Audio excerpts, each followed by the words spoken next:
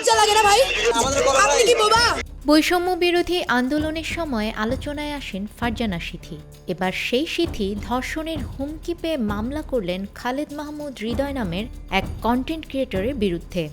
সম্প্রতি ফেসবুক লাইভে এসে সিথিকে ধর্ষণের হুমকি দেন হৃদয়, সেই সঙ্গে নেটিজেনদেরও উদ্বুদ্ধ করেন। বিষয়টি নিয়ে মঙ্গলবার রাতে হৃদয়ের নামে শেরেবাংলা নগর থানায় মামলা করেন সিথি।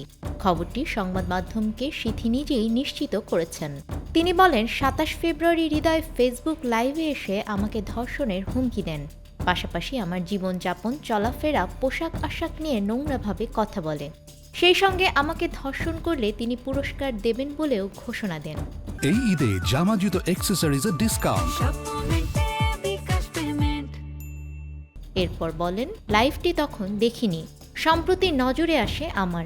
এ অবস্থায় তার ওই লাইভ অনেকেই দেখেছেন, ফলে বিষয়টি আমার জন্য হুমকি স্বরূপ।